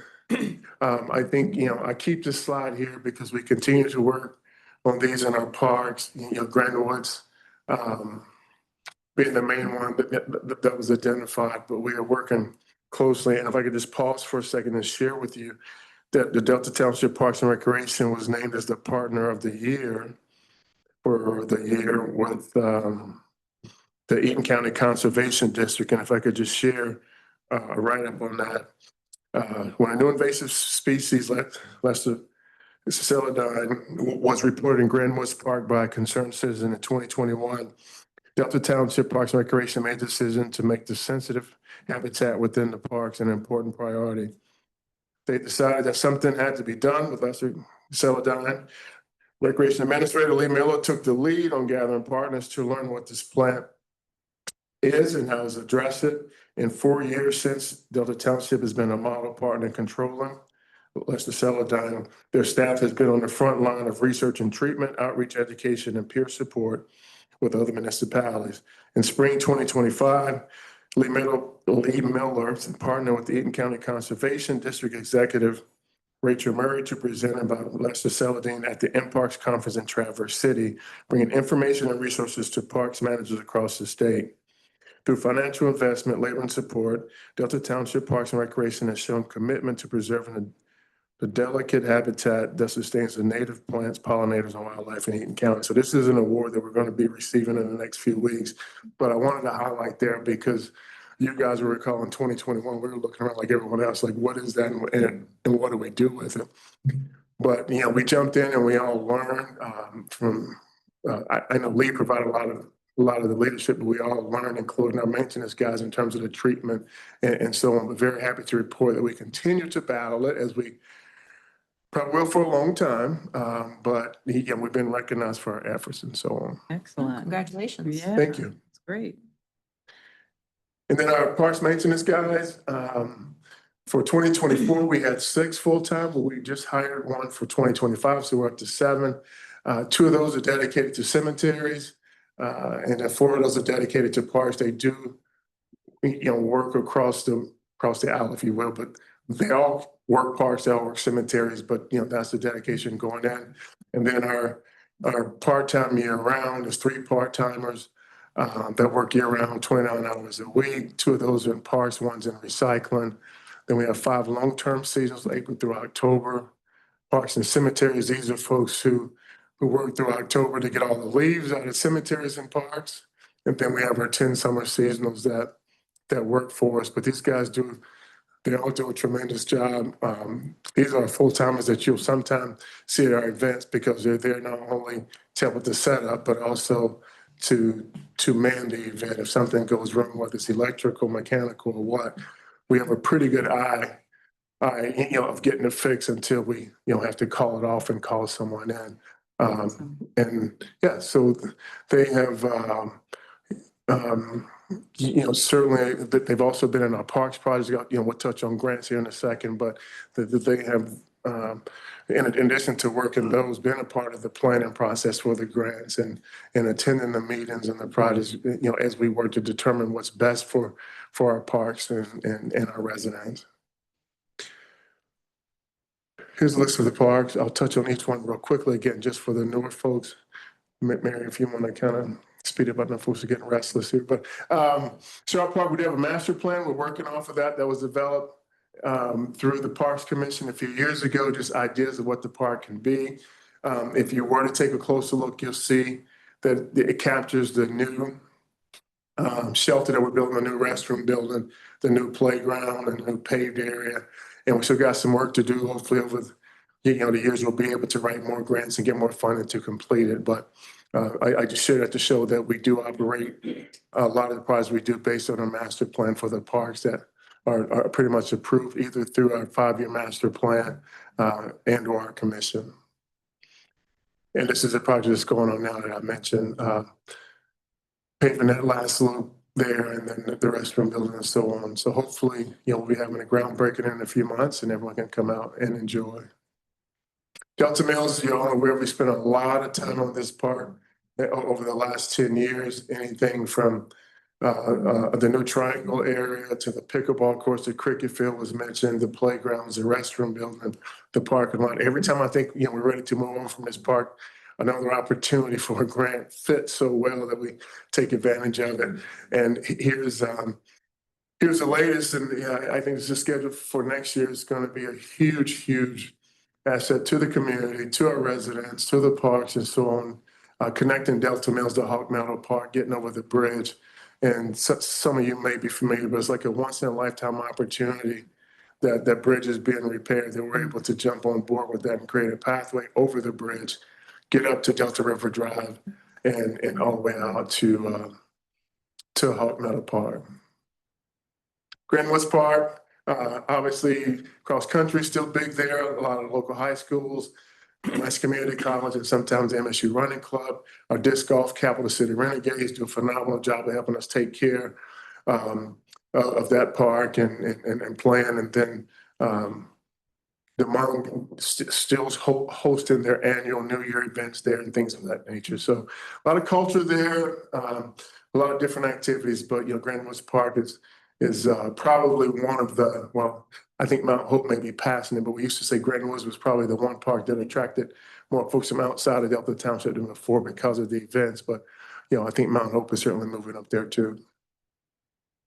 Hunter's Orchard, again, a few things have taken place over the years, but we have a big paving project going on there. Hopefully later this year to pave the last unpaved area loop there. And then you can go to the next one there. And that park connects to Delta Mills through this grant that we did for the Old River Trail project a number of years ago. And just an example of some of the funding that we've been able to get through the DNR, the Michigan National Resources Trust Fund, or the national, the federal funding through land and water conservation, and then some of the TAP funds and such through Michigan Department of Transportation. So we've been able to leverage a lot of grant writing, being awarded, and then matching dollars from the township to get these done. Hawk Meadow, as I mentioned, in addition to the project that's connecting Delta Mills to Hawk Meadow, we have one more loop in Hawk Meadow that's going to be paved, some new things for Hawk Meadow. The board went through the farm lease a few years ago, and we were asked to get the deed updated from the Hausman family. So not only did they update the deed, but they were very specific about who had the right to farm it, first right of refusal. So you'll be hearing more about that as that lease plays out. But that was one of the changes in their deed, because they definitely made it very clear that their intentions and their father's intentions was to have it farmed. And they took it even a step further with naming who they wanted to farm it. So we'll deal with that down the road. The bridge repairs, a lot of talk over the years about the bridge connecting the different sections, but we're able to get an easement so that we could basically get around the bridge, but we do have hopes of bringing that bridge back because it's such a, it had a great feature to the park and so on. Players Club, we haven't talked about this in a while, but once upon a time, we worked on a master plan for Players Club. That this is going to be viewed as kind of our passive park. And you see such things as a trail network, cross-country, fishing, dog park, and those type of things. I've been asked by several of you about, what's our answer for a dog park? And I've often said, well, we had one years ago, so I was asked to share this. But at the time that we were working on Mount Hope, this was the passive part, but the decision was made to move ahead with Mount Hope and hopefully one day tie back into that. So I throw it back out there, just because you've asked, but these were the plans that we had developed, and hopefully, we can get to it. And then just a couple other parks. Anderson Park, I think we all are aware of the park hours and the triple NBA agreement that we went through there. Luton's Park is still being used for cross-country by middle school teams there, and just some other trails located there. Leland Park is probably one of the only neighborhood quote-unquote parks that we have, where we just provide park maintenance on the equipment on a regular basis there. Lake Erickson and Delta. Lake Delta, the BWO has finished their project, but Lake Delta is in no shape for us to reopen. There's a lot of work to be done, and a lot of work to be done on piers and things of that nature. That's going to be very costly. It's going to be very, we're going to have a lot of resources to get it done. So we're keeping it closed at this point until we can better access a plan to get it where we can open it and open it safely. Marcus, on that point, is there any discussions or concerns from the Lansing Board of Water and Light when they eventually dismantle, their coal-fired plant there, of still allowing the township access to that facility for our use, given whether we can or cannot afford, making upgrades to it at this time? They have returned it to us to use. Okay. They have completed the project and returned it to us. And we did a couple site visits. And first of all, it's going to take a lot of work to get it back open, but they have turned it back over to us to use. Okay. And they won't invest any money helping us get. Right, okay. Open, but yeah. So yeah, I mean, they very much, both of these are actually leases on Leland Park. I mean, they have no plans to take those from us or not allow us to use them. It's just, we have to provide our own resources to get the things up and running. Okay, thank you. Sure. You can keep on, Mary. I think I've talked enough about Mount Hope. Just some of the things that, we added the 2 new ball fields and the pathway expansion, been very well received. For folks that we have, using the park. Communication board, we've also have found where a lot of other communities need places to play. And as I mentioned, outside of our programs that we can accommodate, we usually try, in addition to the tournaments. It was one night I was out there and we had Okemos playing against East Lansing and Lansing Catholic playing against Grand Lad, so we've been, we've had a number of communities that from time to time, I know DeWitt, for example, has some work been done on the high school field, so they called us and asked could they use our fields and so on. So we've been able to get a lot of folks to the park, and I say this because no matter where we go, whether it's in Delta Township or outside, the moms really love this park because their bathrooms are not porta john. So next slide. Very good.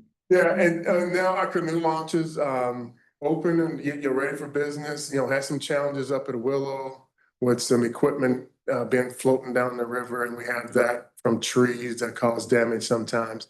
But Willow has a native flower garden, a parking lot, canoe launches. A lot of usage there. Maybe you can go on to the next one. And I touched on the launch over at Delta Mills. Grants, I'll go through this quickly because we have a very extensive history of grant writing. In 2024, we were able to get back into business because we had grants from 2019 and 2020 being held up. COVID reasons, funding reasons, getting to us and so on. So we're just now trying to finish those up. As I mentioned, you'll see where the Sharp Park project, Sharp renovation 2020, that was a grant from 2020. So in 2025, we're finally getting it done. The Hawk Meadow and Hunters I touched on, those are going to be done in the next year or so.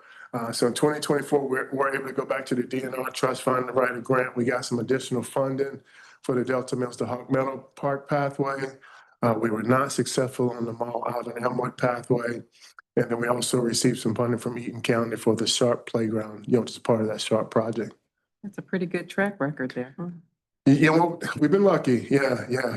We put a lot of work into learning the system and advocating for our grants and so on. But it's just one of the things that Delta Township has not only benefited, but has put the money to good use. And that's what we tell them. If you give us money, we'll show you the use. That we get out of it. A few land acquisition over the years through the trust fund. We have the Elmwood right next to Sharp Park land that we purchased, and then also the land there on North Willow, as we continue to look for ways to get from Canal down to Delta River. But that's another project coming up, hopefully.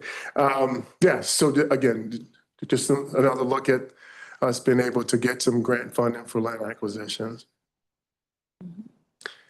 That's it. I'll take any questions. What's that? You're like, that's it. Yeah, That's it. Well, I know it's getting. Thank you, Marcus. This was phenomenal. Thank you. We always enjoy your reports because parks is part of what makes Delta Township so successful. Thank you. Is there any Thank you. comments from Cora? If not, thank you. Thank you, Marcus. We are now down to public comments. Any public comments? All right, not seeing any movement towards public comments. Is there anything else from the board? If not, we are adjourned. Thank you. Yeah.